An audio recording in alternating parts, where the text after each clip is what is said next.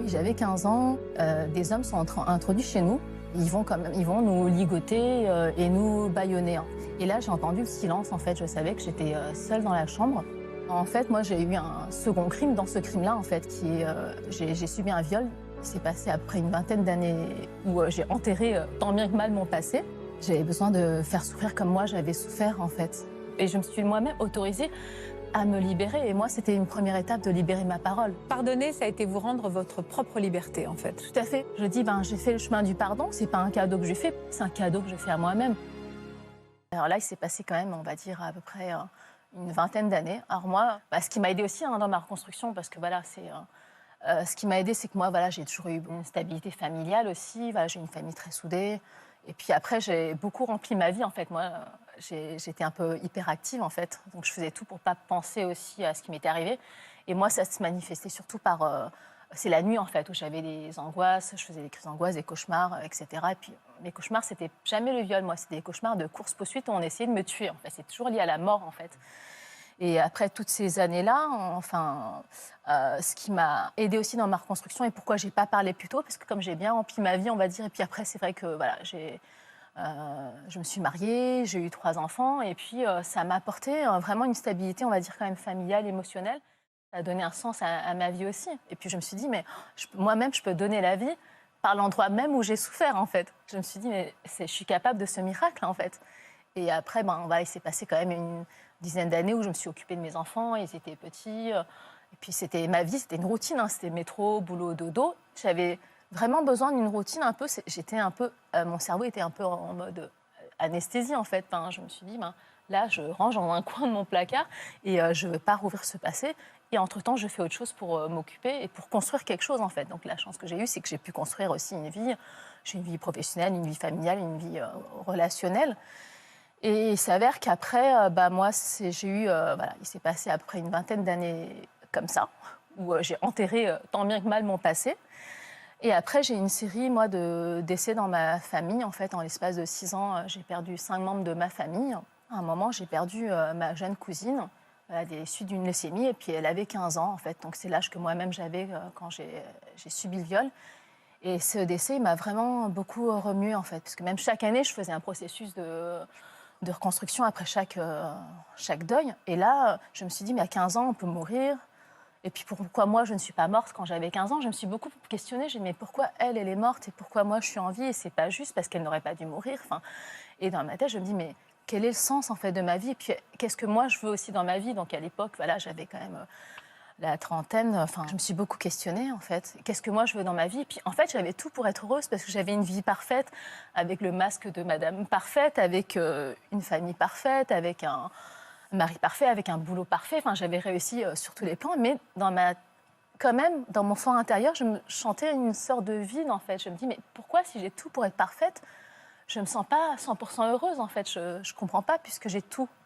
Tout est parfait dans ma vie. Vraiment, oui, et les gens ne pouvaient pas imaginer que je cachais un secret parce que je montrais de moi une image tellement lisse et tellement parfaite. Donc, dans cette série de décès dans ma famille, chaque année, je me questionnais beaucoup. Et j'ai eu aussi des problèmes personnels, voilà, et qui m'ont... J'ai commencé à...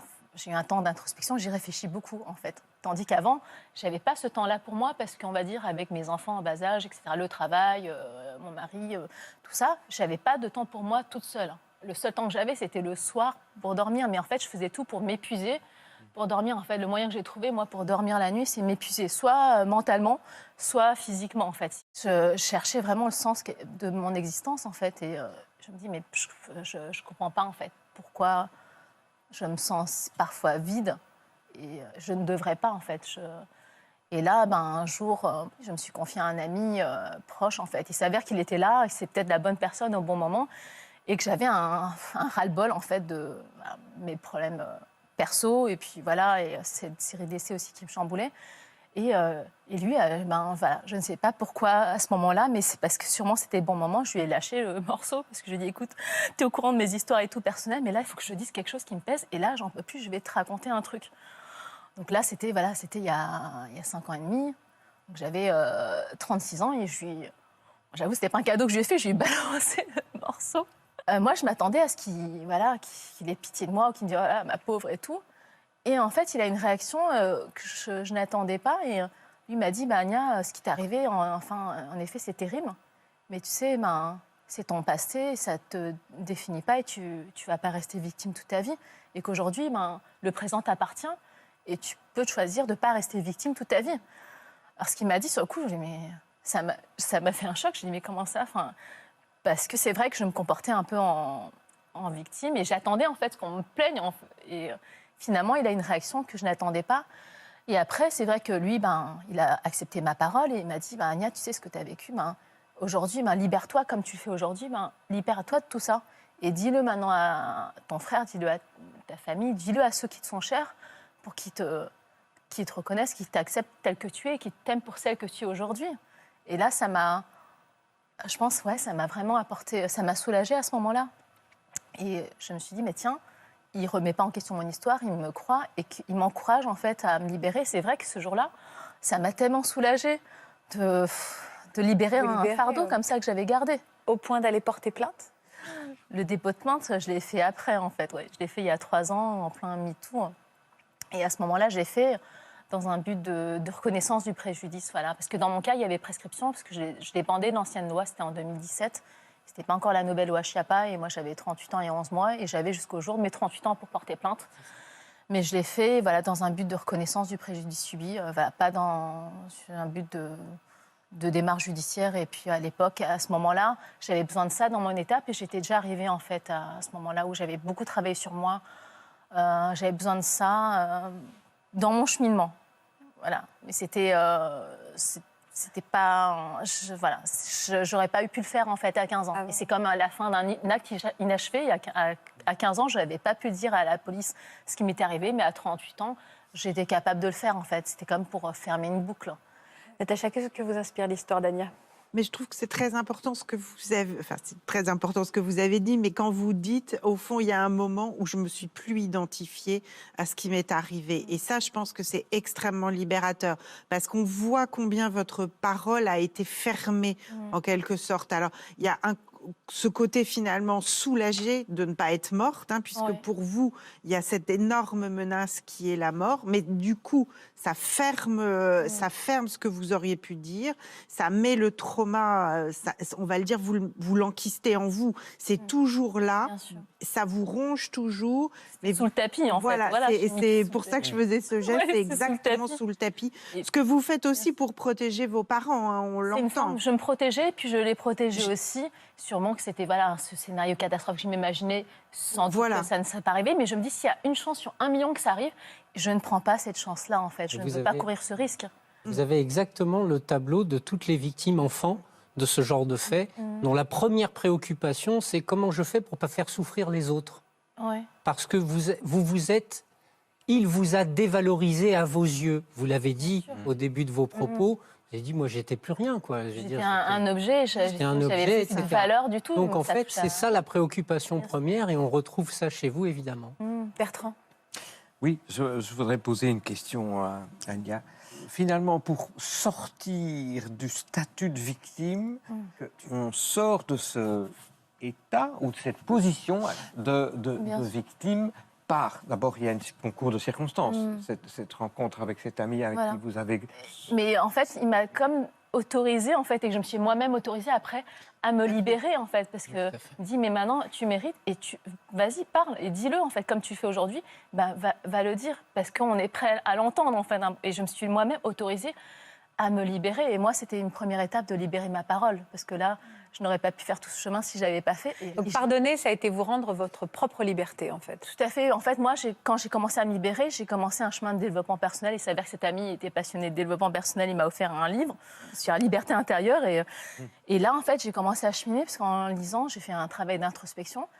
Et j'ai commencé à réfléchir dans ma vie, finalement, ça fait des années que je rumine tellement de colère et de désir de vengeance, parce que j'ai rêvé, en fait, vraiment. Je me faisais des scénarios dans ma tête. Cet homme, si je le retrouve, mais moi, j'ai qu'un rêve, c'est que le gars, il soit à genoux, à terre devant moi, et qu'il me demande pardon, et que moi, si on me donne un revolver et tout, mais je peux l'abattre à bout portant.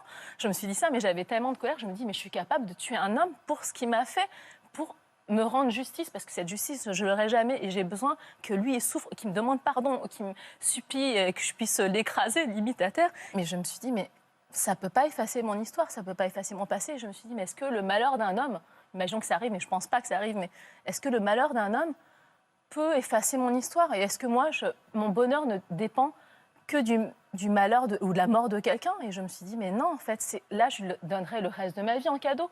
Je lui donne le pouvoir sur ma vie, je ne veux pas ça. Ouais, et le pouvoir, moi, je vais c'est vous qui reprenez le contrôle. Je reprends le contrôle, et quand je dis, j'ai fait le chemin du pardon, c'est pas un cadeau que j'ai fait, parce que peut-être qu'il ne le mérite pas, je sais pas, mais moi, c'est un cadeau que je fais à moi-même. Ouais, Dans pardon, j'entends pardon. Moi, je ne mérite pas, en fait, de rester dans des poisons émotionnels, de haine, de colère, désir de vengeance. Mais moi, ce que je mérite aujourd'hui, c'est la paix intérieure, c'est la sérénité, c'est l'apaisement. Et ce cadeau-là, il était au bout du pardon. Et au-delà d'un pardon, c'est vrai que je me suis pardonnée à moi aussi de m'être oubliée. Je me suis pardonnée à la petite fille que j'étais. Et j'ai fait du mieux que je pouvais à l'époque. Enfin, je ne regrette pas de ne pas avoir parlé parce que je ne pouvais pas. Mais c'est vrai que je me libère, moi. Et je coupe les liens qui restent avec cet homme-là, en fait. Ouais. C'est exactement ça. Et vous invitez, vous avez créé une association, Les Résilientes, pour aider d'autres femmes justement à s'engager dans cette voie du pardon, en tout cas de la liberté intérieure. J'ai bien reconnu, on n'est pas loin, c'est ça, Les Résilientes. Les Résilientes, j'ai un blog qui s'appelle Les Résilientes, et après j'ai fait une association. Aujourd'hui, j'encourage la libération de la parole. Moi, j'ai mis 20 ans à trouver ça. Et aujourd'hui, à mon tour, j'encourage la libération de la parole d'hommes et de femmes qui ont subi des violences sexuelles, et je fais des groupes de parole. Et vous avez un livre en préparation également. Un livre qui va sortir au printemps 2021 où je donne des outils sur comment se libérer de son passé et se reconstruire après des violences sexuelles. Et je transmets tout ce que j'ai appris aujourd'hui sur mon chemin de reconstruction. Merci beaucoup à tous les deux pour ces récits intelligents, pleins de réflexion. Je dis toujours que dans cette émission, les témoignages nous élèvent et c'était vraiment le cas aujourd'hui. Merci pour votre confiance.